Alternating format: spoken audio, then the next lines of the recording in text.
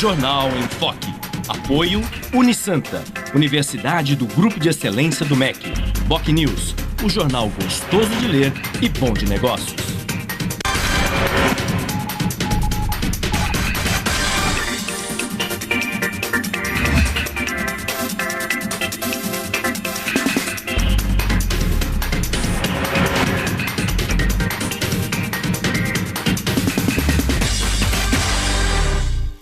Olá, bom dia. Estamos iniciando mais uma edição do Jornal em Foque desta quarta-feira, dia 28 de janeiro de 2015, trazendo convidados muito especiais com um tema ainda mais importante, que é a área ambiental, um tema em discussão importante que a gente tem que debater e especialmente o Jornal em Foque é um espaço para isso, trazendo como convidado o engenheiro químico também, Hélio Lopes dos Santos,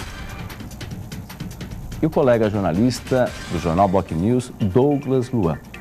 Mas antes da gente discutir temas importantes na área ambiental, a Cris Chalub traz as principais manchetes dos jornais e dos sites de hoje. Bom dia, Cris. Bom dia, Fernando. Bom dia a todos. A Folha de São Paulo traz a manchete: rodízio em São Paulo pode chegar a 5 dias sem água por semana. O estado de São Paulo, Dilma defende medidas corretivas na economia. Na Tribuna, em 7 anos, 67,7 mil vagas. No BocNews, permissionários devem renovar licenças de barracas de praia. No Santa Portal, policial civil alega que há distorção nos fatos no caso do tiroteio do Itararé. G1 Santos e região. CETESB aplica multa superior a R$210 mil por vazamento. E no portal da UOL, Polícia Federal abre investigação na Lava Jato contra Andrade Gutierrez e mais 9 empreiteiras. Fernando? Ok, Cris, muito obrigado. O incidente ocorrido na última sexta, que paralisou as atividades do Polo Industrial de Cubatão em razão do vazamento de dióxido de enxofre, revela os riscos ambientais aos quais os moradores e trabalhadores da Baixada Santista convivem diariamente. A CETESB identificou a fonte do vazamento, cuja origem ocorreu em uma torre da empresa Anglo-American, antiga Copebras. O episódio ocorreu diante de falhas operacionais na unidade de ácido sulfúrico, fato que provocou transtornos e levou dezenas de pessoas aos hospitais e unidades de saúde da cidade em razão do forte odor exalado. E hoje, os jornais destacam que a multa foi aplicada em torno de R$ 212.500. Muito além dos prejuízos financeiros provocados pela paralisação das atividades no polo industrial por algumas horas, deve-se ressaltar os danos provocados à saúde das pessoas e, principalmente, investigar o atual estágio em que se encontra o Parque Industrial de Cubatão em relação à manutenção de equipamentos necessários para garantir a segurança às pessoas e ao meio ambiente. Que o episódio não caia no esquecimento e que sirva de alerta para que fatos como esse não voltem a ocorrer. Agora, a previsão do tempo, Balsas e Estradas, com a Cris Chalub. A previsão para hoje é de sol com muitas nuvens. Segundo o Climatempo, pode chover à tarde e à noite. A temperatura varia entre 24 e 33 graus. Estradas. O sistema Anchieta Imigrantes está em operação 5x3. A pista sul da Anchieta está fechada no trecho de serra para obras, subida apenas pela Imigrantes. Já as rodovias Cônego Domênico Rangoni e Padre Manuel da Nóbrega apresentam tráfego normal em ambos os sentidos. Balsas. 8 embarcações operam na travessia Santos-Guarujá, com demora de 10 minutos. Guarujá-Bertioga opera com uma embarcação e com 20 minutos de espera. E você também pode participar do Jornal em Foque. Envie sua pergunta pelo Facebook, Twitter ou e-mail je@enfoque.com.br. A representação desta edição pode ser assistida às 17 horas ou então assista a qualquer momento pelo nosso canal do YouTube. Fernando? Ok, Cris. Voltamos logo mais os intervalos justamente para conversar temas importantes com os nossos convidados. Até mais.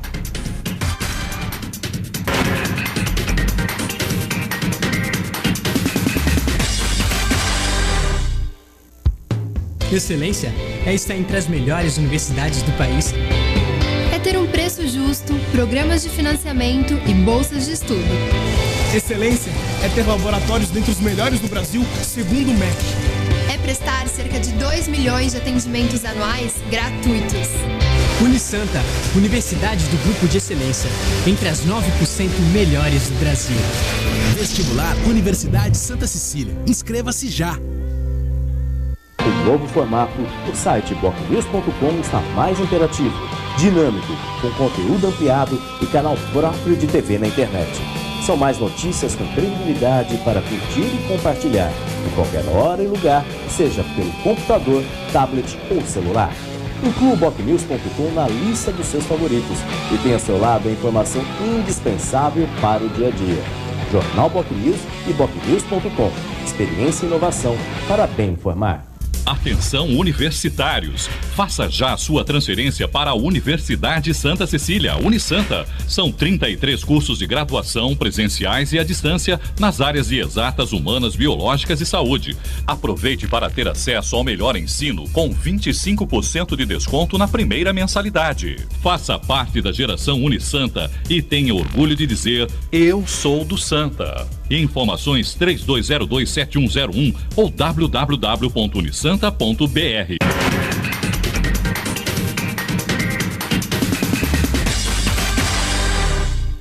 Olá, estamos de volta no segundo bloco do Jornal em Foque desta quarta-feira, dia 28 de janeiro, 8 horas e 10 minutos, trazendo como convidados muito especiais o professor, engenheiro, químico, especialista na área de poluição do ar, Hélio Lopes dos Santos, e o colega jornalista Douglas Luan.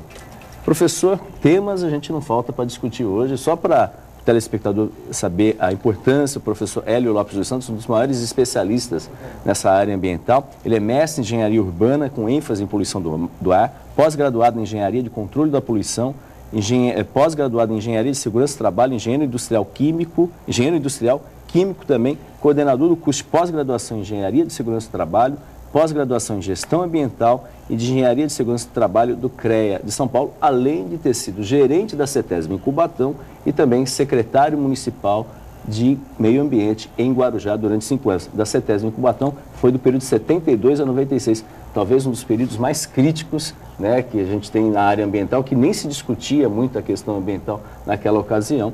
E a gente lembra, em 95 houve um episódio semelhante, semana passada um outro episódio também. Então o currículo desse é uma das pessoas mais abalizadas para falar sobre esse tema. Esse episódio que aconteceu foi um caso isolado ou a gente corre riscos de novas situações ocorrerem, pelo que o senhor conhece, especialmente o impacto que isso provoca na população? Bom dia, professor. Bom dia, primeiramente, meu bom dia a todos. É um episódio já reincidente, né? Eu atendi pessoalmente em 95, quando ainda estava como gerente lá na CETESB de Cubatão, naquela época distrito de Cubatão, e ele ocorreu numa antiga, hoje é Vale Fértil, né, mas na época era a antiga IAP. E praticamente a coisa se repete, né? Para você ter um episódio dessa natureza, com essa magnitude, a ponto de causar um grave evento de poluição do ar, levando as pessoas, inclusive, a ter que serem atendidas em pronto-socorro, né? Poderiam até ter morrido, levado a óbito. O gás de óxido de enxofre, né, o anidrido sulfuroso, chamado, ele é asfixiante. Ele ataca as vias respiratórias superiores e causa um edema de glote. Então, ele fecha a respiração, né? Porque ele, ao contato com a própria umidade do corpo, ele gera o ácido sulfuroso, não sulfúrico, né? O sulfuroso, o H2SO3. E isso incha a glote e as pessoas podem ir a óbito, né? E o que ocorreu naquela época, em 95, mais precisamente, foi um episódio semelhante a esse, ou seja, durante a operação de partida a frio da unidade de ácido sulfúrico. Você tem 2 tipos de partida. Tem uma partida a quente, quando a unidade parou para algum problema rápido de manutenção e volta em seguida, né? Essa situação não é tão delicada de partida. Mas quando a partida é a frio, que a unidade está totalmente na temperatura ambiente, aí você tem uma série de requisitos, procedimentos necessários, como, por exemplo, primeiro lançar um ar quente através de um forno que que fica em stand-by para aquecimento de todo o sistema, inclusive do reator, que é a peça principal. E na sequência você queima o enxofre. Nessa unidade o enxofre ele é fundido para poder ser introduzido na fornalha e queimar. Essa queima é uma reação de oxidação térmica e você tem então a geração do dióxido de enxofre. Você queima o enxofre, que o símbolo químico é S, mais o oxigênio, o O2, gera o SO2. Só que não se faz o ácido sulfúrico com SO2. Se fosse assim, seria fácil. Ou melhor, a natureza, estaríamos tendo queda de ácido sulfúrico, de chuva ácida, aí, em função do próprio SO2 que tem, às vezes, na atmosfera, né? Então, você é obrigado a submeter esse SO2 a uma reação catalítica, né? Normalmente se utiliza aí o pentóxido de vanádio, o césio, que fica dentro do reator, para transformar o SO2 em SO3. Aí sim, esse gás SO3, ele numa torre de absorção é convertido a ácido sulfúrico. E aí, ao invés de poluente, eu tenho o produto. Porque a diferença entre o produto e o poluente, elas estão bem próximas. Eu poderia dizer que poluente é tudo aquilo que está fora do seu devido local. Por exemplo, o ácido sulfúrico é poluente? Não, ele está lá dentro de um vidro fechado, vai ser utilizado em laboratório, utilizado em indústria, ele não é um poluente. Mas se você jogá-lo no meio ambiente, num corpo d'água, ele passa a ser um poluente, ele vai causar um determinado impacto. O que aconteceu, né? E a mesma coisa, então, é o que aconteceu com o vazamento de SO2. Talvez, né, eu não estava lá, né, mas tudo leva a crer, pelos históricos e o tipo de evento, que a operação introduziu o SO2 no reator com baixa temperatura. E para você ter a conversão do SO2 para SO3, há necessidade do reator, o gás está a 500, 550 graus Celsius. Se ele for introduzido com temperatura bem abaixo disso, como nesse evento que eu observei em 95, estava com 270 graus. Isso é fácil do engenheiro verificar. É só pegar a carta do reator e verificar o gráfico que ele vai estar indicando a temperatura que entrou. E com essa temperatura não há conversão. E aí o SO2, que deveria passar SO3, virar ácido sulfúrico, aquele produto, ele sai através da chaminé. Esse é o poluente. Não dá para ter uma ideia da quantidade. O volume, sim. Ela é uma vazão muito alta, está acima de 100, 150 normais metros cúbicos. É uma vazão muito grande. Por isso, do evento ter causado esse episódio de chegar lá na refinaria. Agora, se fosse um simples furo numa tubulação, iria causar poluição do mesmo jeito. Mas não teria potencial para se dispersar nessa distância, ou seja, a quase 10 quilômetros da fonte emissora. E aí é o grande problema. Então, na unidade de sulfúrico, os problemas de poluição do ar, eles estão intimamente ligados à questão operacional, a questão de manutenção, como você bem colocou aqui no início, né? Discutir a questão de manutenção. Existe, o senhor como já foi gerente da cidade durante tempo, como é que é feito isso daí? Há um controle, uma fiscalização, se os equipamentos lá, porque é uma indústria pesada, uso contínuo, né? Existe, quem é que fiscaliza isso? São as próprias empresas? Existe algum órgão que também fiscaliza? Ou só quando acontece um evento como esse, que efetivamente, tipo assim, depois que abriu a porteira que vai tentar fechar? É assim que acontece, professor? Não, não é assim. Veja, a CETESB, ela é um órgão ambiental aqui no estado de São Paulo que tem toda uma história de vida, né? Começou aí em 68, né?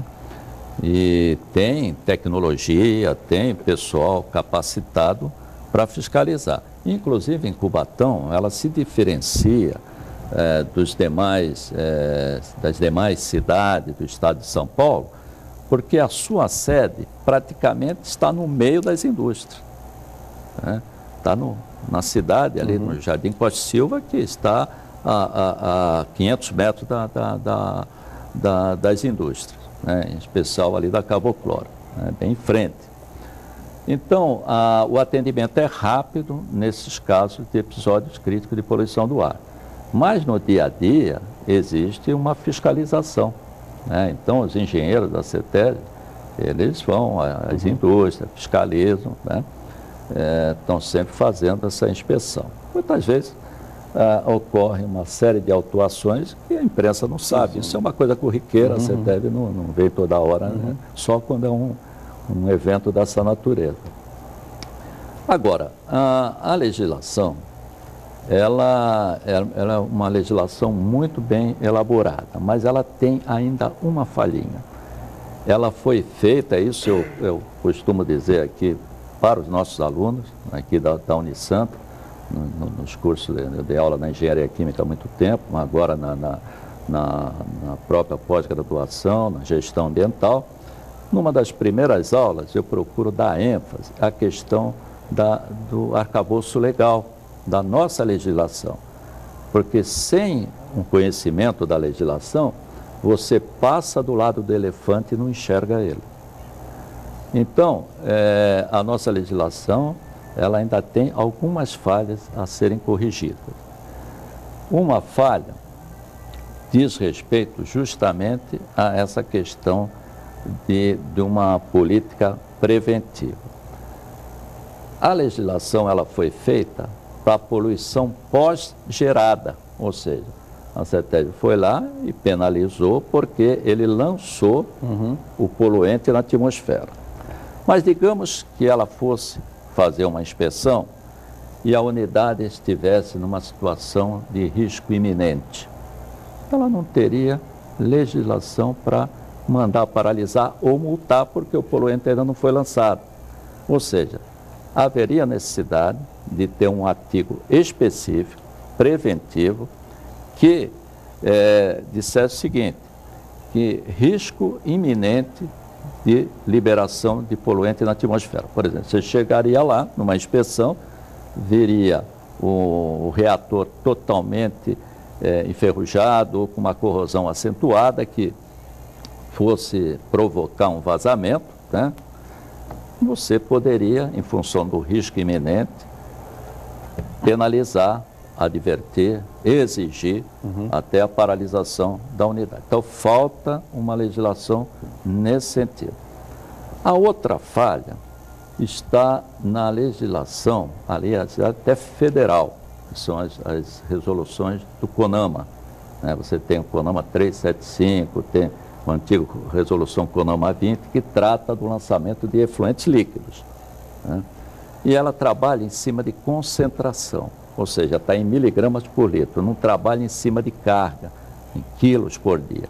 E isso permite que aquele mal industrial, não quero generalizar, porque tem muita gente boa fazendo coisa certa, mas tem sempre algum espírito de porco, digamos assim, que vai diluir, se aproveitar dessa falha da legislação para fazer uma diluição no seu efluente líquido, ao invés de tratá-lo, ou seja, retirar o poluente.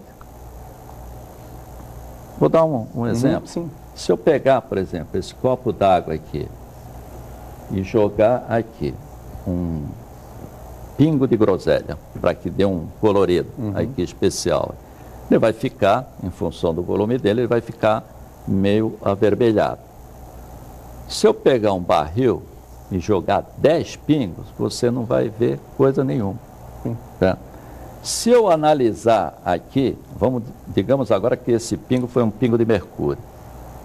Se eu analisar aqui, a legislação vai ser ultrapassada. Por quê? Porque não teve diluição suficiente para diminuir essa concentração. Ao passo que, se eu analisar onde eu coloquei os 10 pingos de mercúrio, ele vai estar dentro da legislação. Agora vamos fazer o seguinte, vamos pegar esse copo d'água e jogar dentro do rio. Eu joguei lá o quê? Um pingo de mercúrio. E aqui eu joguei 10. Quem foi penalizado foi aquele que tinha 1 em função da sua baixa vazão. Então, a legislação, ela deveria trabalhar amarrado com a vazão do efluente. Na questão da poluição do ar, isso existe. A poluição trabalha em carga, em quilos por dia, né? A poluição das águas trabalha em miligrama por litro. Isso precisaria ser feita uma correção. Por isso é que os nossos rios estão totalmente contaminados. Ao passo que, se você analisar o efluente da indústria, está tudo dentro da lei. Mas o rio está sempre ruim. Sempre ruim, que é um problema seríssimo, né, ambiental. A gente tem aqui na região aí exemplos que não faltam nesse aspecto. Bom dia, Douglas, seja bem-vindo também aqui no Jornal em Foque, né? Sempre uma participação importante também com o professor Hélio, que tem vários temas importantes. O programa até vai ser curto aí, para a gente falar tantos assuntos, porque aqui a Baixada Santista, efetivamente, não só Cubatão, você tem um estuário, enfim, tem grandes problemas em relação a isso. Bom dia, Douglas. Bom dia, Fernando, bom dia ao professor Hélio, bom dia a todos que nos acompanham nesse Jornal em Foque. Um tema, realmente, por conta das características da Baixada Santista, é uma região com grandes estuários, com áreas de manguezal e também o Parque Industrial, né, o Polo Industrial de Cubatão, um dos principais do nosso estado, um dos principais do país, concentra grandes empresas e, às vezes, né, de vez em quando, grandes problemas também. Às vezes nós não temos a dimensão do que aconteceu na última semana em Cubatão, mas 90 pessoas foram encaminhadas ao hospital por conta de problemas na respiração. 7 empresas tiveram que ser esvaziadas na última sexta-feira por conta desse incidente que aconteceu na empresa Anglo-América, dessa vazar, né, esse material no ar, que acabou prejudicando muita gente. Foi um problema sério mesmo. Professor, para a gente já repercutir um pouco mais esse assunto, o senhor falou agora há pouco em prevenção. Eu queria saber, essas empresas, elas estão preparadas para prevenir esses tipos de incidente? O poder público também está preparado para isso? As ações, o que aconteceu no pós, o senhor citou que não tem uma legislação para o antes, mas e o pós? Como é que o senhor tem visto e tem acontecido? A CETESB multou ontem a empresa. Como é que o senhor tem visto esse pós e como prevenir para que isso não volte a acontecer, um incidente que preocupa mesmo a população de Cubatão? Você colocou aí que esses planos de contingência, que chamam, essas equipes, elas não pouco conseguem fazer na medida que há a liberação do poluente. Pô, você vê um episódio dessa natureza, saindo uma quantidade enorme de poluente. Poluição do ar não tem fronteira. Uhum. Você não consegue segurar a poluição do ar. Ela se propaga e se dispersa em função da direção, velocidade dos ventos, você não sabe para onde vai, né? Esse episódio, por exemplo, que eu atendi em 95, ele foi para cima onde tem aqueles pátios de caminhões e, na sequência, atingiu a cearia da Cosipa. Quer dizer, e as pessoas reclamavam como se fosse amônia. Então, as pessoas não têm essa condições de identificar o poluente. Mas, ao chegar no local, você que tem experiência, trabalha com isso, verifica que não era amônia. Então, você tem grandes depósitos lá, e não é só questão do dióxido de enxofre, né? Nós temos, por exemplo, cloro, que é um gás terrível, pior até que o dióxido de enxofre. Nós temos a amônia, que já teve também um vazamento em que eu estava presente na época. O polo teve que ser esvaziado, paralisou o polo. Muitas pessoas, eu inclusive, nós fomos parar no hospital em função da quantidade de amônia, mas era uma neblina tão grande que envolvia todo mundo. Até o presidente da CETESB, nós estávamos num evento aqui na tribuna na época, que tinha aquele plano de controle ambiental de Cubatão, estávamos fazendo uma apresentação de contas na tribuna quando aconteceu isso. Foi no dia 25, se eu não me engano, de fevereiro. Tivemos que sair daqui e dar atendimento lá. Então, uma vez vazado, não tem como Essas equipes, elas se limitam a ficar pegando as pessoas, levar para cá, levar para lá, uma máscara, uma coisa dessa. Mas quando é uma coisa que atinge uma camada grande da população, não tem como. E até identificar as medidas, elas precisam ser preventivas. Eu não gosto de trabalhar em cima do efeito. E normalmente as pessoas trabalham em cima do efeito da poluição. Você tem que trabalhar na prevenção, né? E a prevenção é muita manutenção, é muita gestão, muito treinamento para que não ocorra esse tipo de coisa, né? Se você olhar assim o polo, vamos pegar a refinaria Presidente Bernardes ou uma própria Cabo Cloro, até que não são tantos os episódios que ocorreram. Então você tem um potencial de risco grande, né? Eles fazem análise de risco, isso é importante, a análise de risco é uma ferramenta importante justamente para evitar esse tipo de coisa. E até que você não tem tantos episódios dessa natureza. Mas quando ocorre, geralmente, então a gente tem que ter bastante prevenção, muita manutenção, a unidade tem que ter o tempo ela tem um tempo de vida, de produção, normalmente a cada 1 ano e meio, você para a unidade toda, troca catalisador, porque o catalisador também ele vai perdendo a sua eficiência, não vai transformando. Se nós formos fazer uma análise de risco aqui, nós enumeraríamos uma série de riscos que cada unidade tem. Exatamente. Né? Exatamente. 8h31, nós voltamos conversando sobre esse assunto e outros temas na área ambiental depois dos intervalos. Até mais.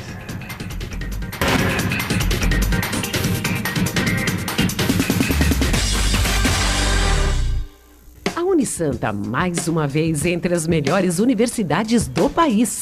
16 cursos receberam a premiação do Guia do Estudante da Editora Abril. Os cursos de Administração, Ciências Biológicas, Biologia Marinha, Ciências Contábeis, Educação Física, Fisioterapia, Jornalismo e Pedagogia receberam 4 estrelas. Uma grande vitória pelo esforço de funcionários, alunos, professores e diretores. Mais 9 cursos receberam conceito de 3 estrelas, além dos demais cursos com excelentes avaliações do MEC. Confira a relação completa no site www.unisanta.br. Unisanta, seu passaporte para o mercado de trabalho. O novo formato do site bocnews.com está mais interativo, dinâmico, com conteúdo ampliado e canal próprio de TV na internet.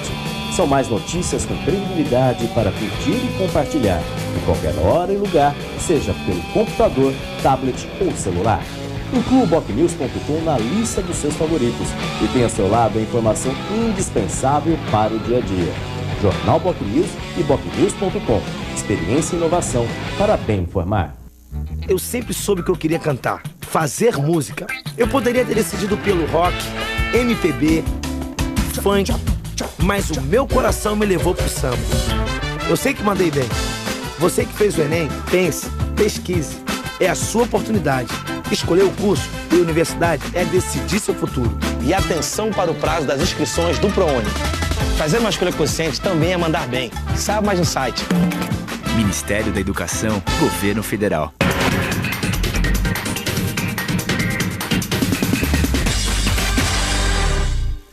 Olá, estamos de volta no terceiro bloco do Jornal em Foque desta quarta-feira, trazendo como convidados o professor especialista na área de poluição do ar, Hélio Lopes dos Santos, e o colega jornalista Douglas Lua. Professor, retomando aí esses temas importantes, já falando de poluição do ar, lá em Cubatão, realmente a situação complicada. Recentemente também aqui em Santos especificamente, tem a questão do porto também, né?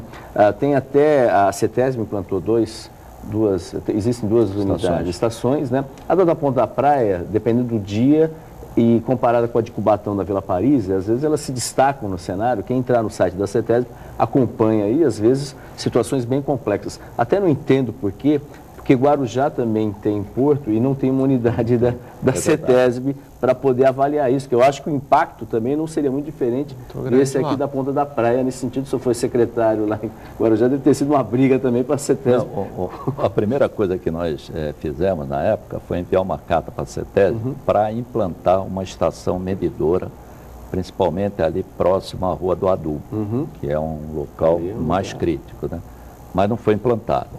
Mas, em contrapartida, Guarujá, quando nós assumimos lá em 2009, a primeira coisa que nós fizemos foi um programa de controle ambiental de Guarujá. Ele não tem estação que mede, mas tem o programa que é melhor. Veja, porque medir e não fazer nada também não adianta. Certo? Então, é melhor você fazer, colocar os equipamentos, né, tomar algumas medidas nesse sentido. Só que tem um detalhe. A predominância dos ventos é de Guarujá para Santos. Então, a poluição que é gerada no porto de Guarujá, a tendência dela é atravessar o estuário e vir em direção à ponta da praia. Né? Então, só pegar a estação medidora da qualidade do ar, né, da CETEB, eu não sei se é telemetria, só acho que telemetria só lá no Cubatão, não sei, essa daí não sei se é telemétrica. Né? Telemétrica é que manda direto os valores de análise para São Paulo, tem uma rede eletrônica que faz a transferência. Mas essa estação, ela está operando aqui há 2 anos. E para você ter regularidade, ter uma avaliação, a CETEB, pelos padrões, exigem 3 anos. São 3 anos de operação para ter validade naqueles poluentes que ela analisa. Ela analisa ali principalmente material particulado. Né? E o material particulado, no Brasil, durante até questão de uns 4, 5 anos atrás, prevalecia o valor de 10 micra. 10 microgramas de material particulado por metro cúbico de ar. Então, tudo aquilo que é abaixo de 10 micra, por exemplo, a estação lá de Cubatão, ela analisa. Por quê? Ela tem uma espécie de um ciclonezinho que o poluente aspirado, ela só deixa passar ali aquilo que é de 10 para baixo. Por que isso? Porque em poluição do ar e de interesse de saúde pública, aquilo que é partícula respirável. E as partículas abaixo de 10 micras são as que entram no nosso trato respiratório. As acima desse valor, elas ficam retidas na parte superior. E agora, a própria Organização Mundial de Saúde, agora não, já há um certo tempo, trabalha com 2,5 micra. Então, o que está sendo analisado, inclusive na Ponta Praia, são 2,5 micra. E a 2,5 micra é que realmente é a mais perigosa, porque ela vai na parte mais profunda do nosso organismo, ela não é retida no trato respiratório superior. Então a situação, assim, aparentemente, as reclamações são altamente pertinentes. Não são procedentes. E o que o senhor comentou, até um dado, que a Prefeitura tenta aí, existem empresas que atuam na região da Ponta Praia, até uma discussão, porque ali é uma área federal, de se mudar à medida do possível, que não é tão simples assim, mudar a movimentação de carga. Mas o senhor está comentando um dado importante, que também não depende só disso, porque Guarujá também, os ventos... Depende lá para cá. Então, não necessariamente a saída das empresas ali da Ponta da Praia significa que a situação vai melhorar. Logicamente vai diminuir. Sim. Mas você tem uma influência do outro lado. Nós lá, na época que estávamos à frente da Secretaria, nós implantamos esse programa. É um programa que levantou mais de 500 fontes de poluição. Veja só, Cubatão foram 270 fontes de poluição, aqui 500, lógico, foram levadas em consideração as fontes secundárias, pequenas fontes. Cubatão mais as grandes fontes, né? Mas tem muita poluição, contaminação de solo, disposição inadequada de resíduo sólido, óleo lubrificante, que é um resíduo perigoso, contém metais pesados. Então tem muita contaminação do solo, isso uma influência no nosso estuário, né? Que é uma coisa que nós não observamos.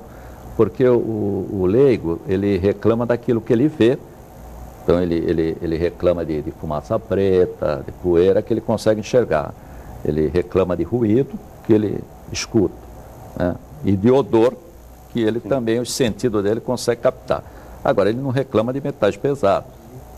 Então, a pessoa, às vezes, joga num determinado local um metal pesado, um produto, se infiltra e acaba contaminando o estuário, contamina os peixes, a nossa fauna, a flora, né?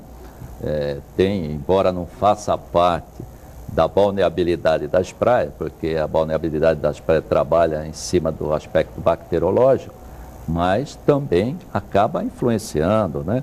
Esses produtos, tudo traz um aspecto estético ruim, a água não fica tão clara assim, adquire uma turbidez. Então, são medidas de controle que nós buscamos, através desse programa de controle, melhorar a situação lá. Então, por exemplo, a descarga de açúcar, né? Usamos sistemas de umectação, utilizando o próprio açúcar invertido, que é a frutose líquida, e a hora que o açúcar está descarregando, porque a hora que ele descarrega é que ele bate, uma certa altura, levanta, o vento carrega esse poluente. Você faz a umectação, ele desce sem levantar. Agora, isso tudo, veja, precisa ser implantado e precisa estar com uma constante fiscalização. Porque a nossa cultura, infelizmente, você virou as costas, o cidadão vai lá e desliga à noite porque quer economizar frutose, enfim, precisa ter fiscalização. Foi o caso do cinto de segurança. No início tinha uma certa resistência e a multa, hoje você entra no carro, se você não pôr o cinto, você se sente meio incomodado, não é? Você se sente inseguro, porque criou um hábito, né? E hoje o brasileiro já utiliza. Infelizmente, nesse aspecto, outro que nós estamos conversando aqui, não existe ainda essa cultura. Então, há necessidade de uma fiscalização constante, né? Esse caso, por exemplo, que nós discutimos aqui, do vazamento de SO2, teve uma multa administrativa. Mas isso, com certeza, você pode ter certeza, que o Ministério Público vai enquadrar os responsáveis na lei dos crimes ambientais. Sem sombra de dúvida. A multa foi 212 mil. Porque está lá na lei dos crimes ambientais. Liberar, lançar substâncias que venham causar prejuízo, inclusive risco de vida ao cidadão. Isso é crime ambiental, né? Então, isso vai ter um desdobramento aí ainda em relação ao Ministério Público. Exatamente, que é importante nesse aspecto, Douglas. Exatamente. Eu vou pedir já a licença do professor, do Fernando, para a gente mudar um pouco de assunto. Além da poluição do ar, como o professor falou, que é um tema que preocupa principalmente os moradores da ponta da praia de Santos, né, por conta da movimentação de todo esse material. Outro tema que tem frequentado bastante, que tem repercutido bastante na imprensa, professor, é a questão dos aterros sanitários. Principalmente São Vicente e Mongaguá têm enfrentado problemas muito grandes quanto a isso. São Vicente teve a área de transbordo do Sambaiatuba interditada, Mongaguá também teve uma área de transbordo interditada recentemente pela CETESB, e são duas cidades, por exemplo, São Vicente leva o seu lixo, né, seus materiais para Mauá, e agora também está levando para o sítio ali do aterro Sítio das Neves, também na área continental de Santos. É um problema muito grande. Como é que o senhor tem visto a gestão dessa questão do lixo, que é um problema muito grande, não só para essas cidades, mas também para todo o país, né? Olha, eu costumo falar para os nossos alunos aqui que o maior desafio do mundo é o lixo. Sim. Porque tudo que você controla, se você controlar a poluição do ar, você gera um resíduo sólido. Controlou a poluição da água, colocou numa lagoa, fez o tratamento, sobrou uma borra lá que é um resíduo sólido, precisa ser disposto de forma adequada. O ser humano gera resíduos, né, de tudo quanto é natureza. Então, o que eu vejo é uma omissão, essa que é a verdade, em relação o caos. Veja, essa situação que você coloca é uma situação de caos. E o caos não se constrói do dia para a noite. O caos se constrói gradativamente. E isso vem sendo construído há muitos e muitos anos. Passa prefeito, entra prefeito, sai prefeito, não se trabalha na gestão dos resíduos sólidos. Mais recentemente, nós tivemos uma política nacional de resíduos sólidos, as prefeituras foram obrigadas, tiveram o seu prazo, né, para tomar as providências necessárias, podiam fazer projetos, pegar dinheiro do governo federal, implantar os aterros, enfim, que é a solução mais econômica viável. Dentro da nossa realidade. Dentro da nossa realidade, né? Mas eu vejo as pessoas que não conseguem sequer gerenciar uma estação de transbordo, que qualquer um de nós aqui com boa vontade gerencia, é só fazer um piso bem feito, fazer um sistema de contenção para o chorume, né? Cobrir, nada mais que isso, para que a carreta chegue lá e faça o transbordo de um caminhão para uma carreta maior, para viabilizar o transporte de resíduos sólidos. Se eles não conseguem sequer gerar isso, estão falando em incinerador. Esse é um Olha outro só, tema. Esse é um outro veja tema. aonde é a cabeça desses nossos governantes. O cidadão não consegue gerenciar uma estação de transbordo que qualquer pessoa aqui, se nós nos unirmos aqui, cada um por um dinheirinho ali, a gente consegue fazer aquilo lá. E não se fala em incinerador de 1,5 bilhão de euros. Professor, esse é um tema que a gente vai voltar a falar, professor. Há algo errado nessa questão. Vamos voltar a falar sobre esse assunto após o intervalo, porque é um tema também polêmico, até porque houve uma manifestação do presidente da CETESB a favor dos incineradores aqui na região. Até mais, a gente volta depois do intervalo.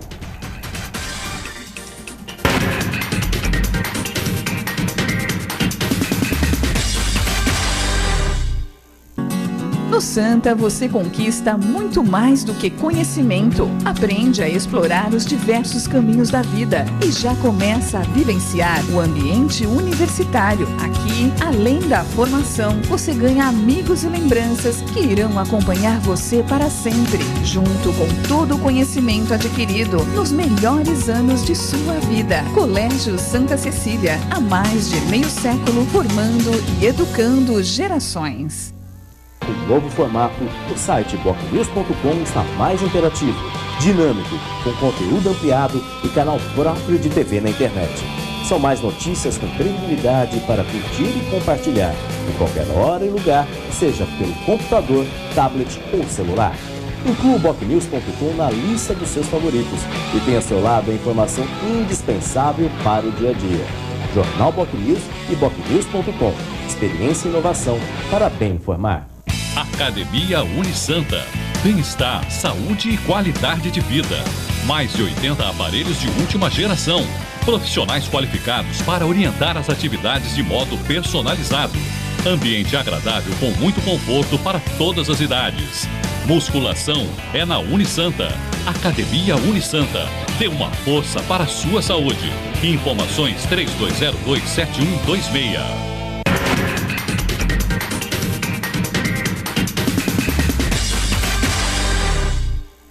8 horas e 48 minutos, estamos de volta para o último bloco do Jornal em Foque desta quarta-feira, trazendo como convidados o professor especialista na área de poluição do ar, Hélio Lopes dos Santos, e o colega jornalista do Jornal Bocnews, Douglas Luan.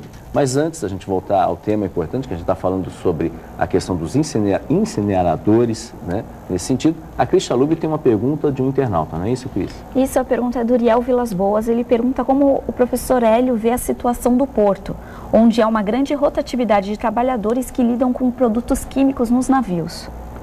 Olha, a situação do porto realmente ela é preocupante. Então, o Uriel está coberto de razão.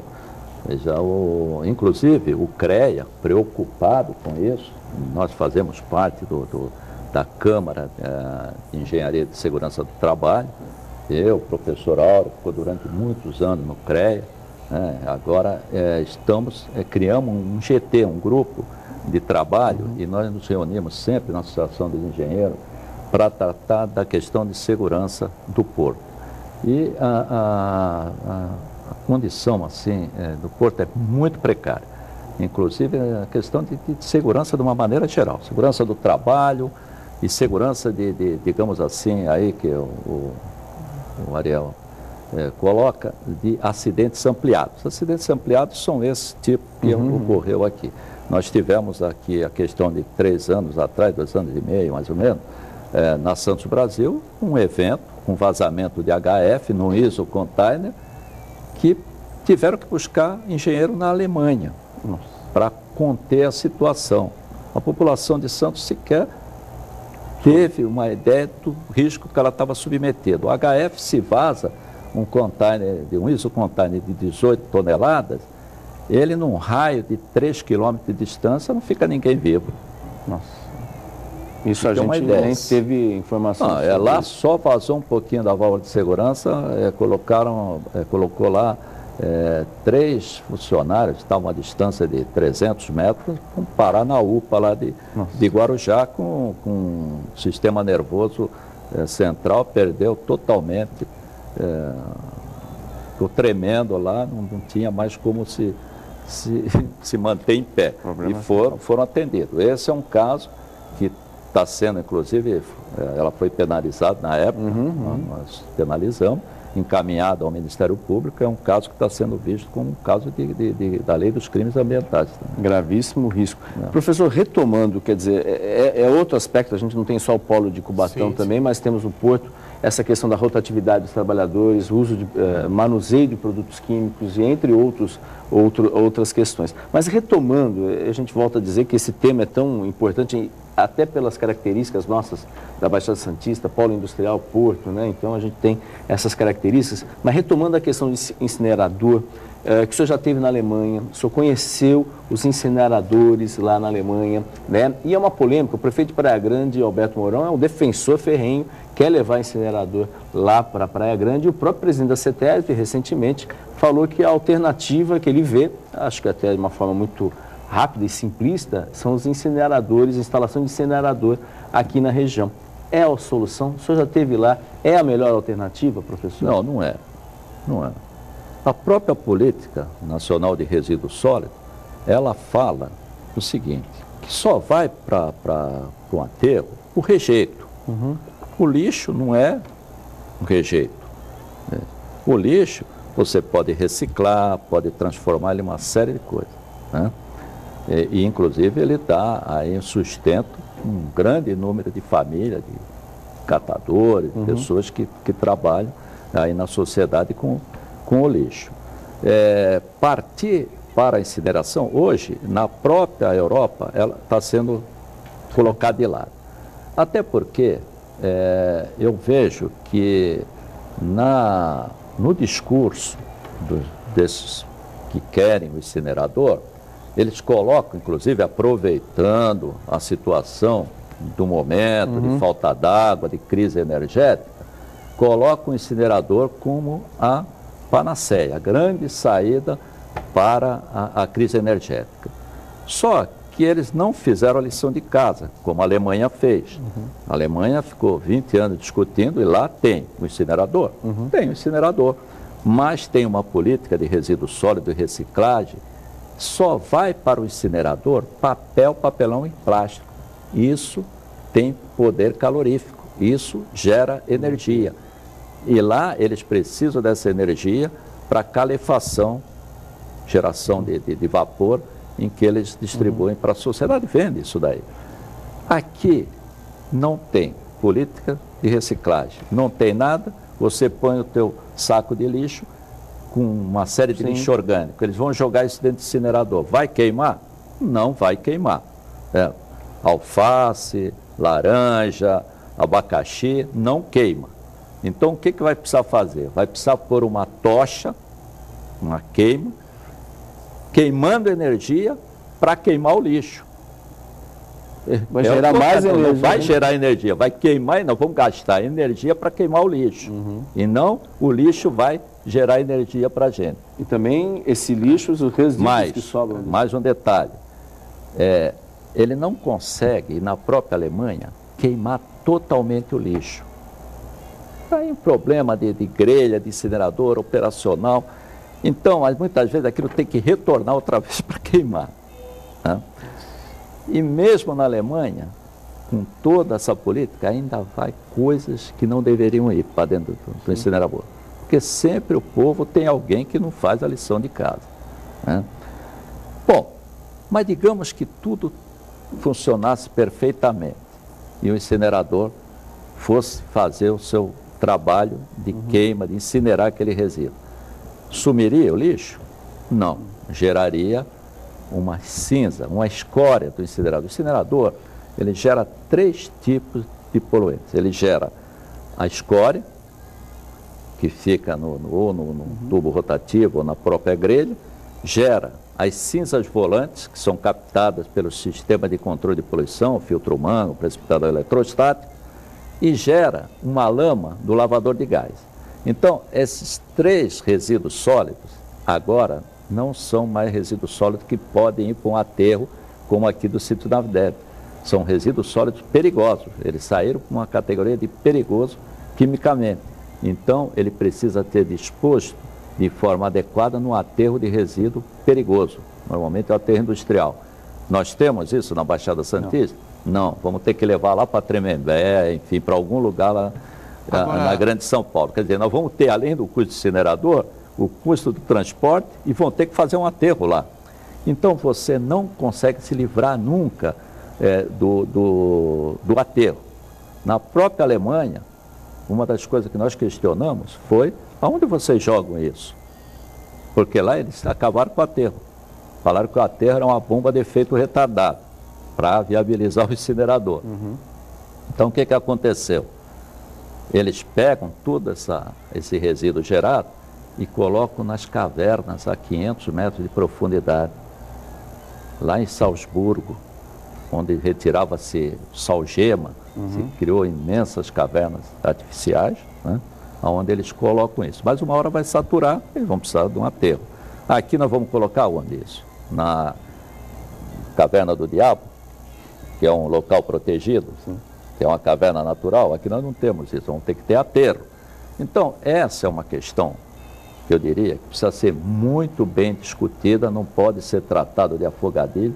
Vira e mexe, eu vejo surgir alguém com essa ideia de querer colocar incinerador, né? E o custo para nós, país ainda em desenvolvimento, é muito alto.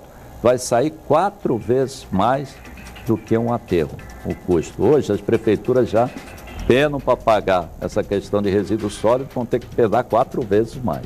Exatamente, é um desafio. Eu acho que as palavras do professor Hélio, elas são muito esclarecedoras, porque a gente percebe aí uma espécie de lobby aí, de interesse para poder implantar o incinerador como se fosse a panaceia, como se fosse a solução de todos os problemas.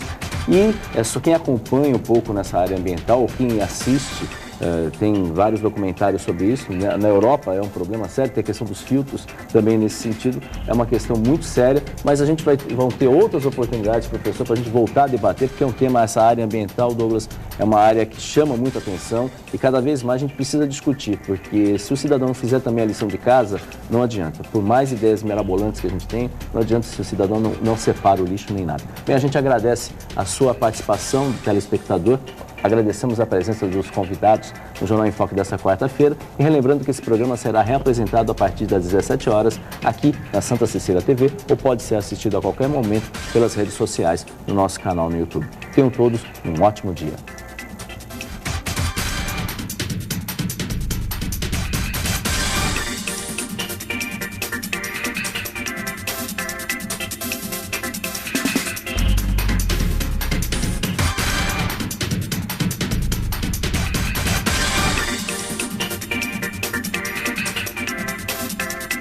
Jornal em Foque.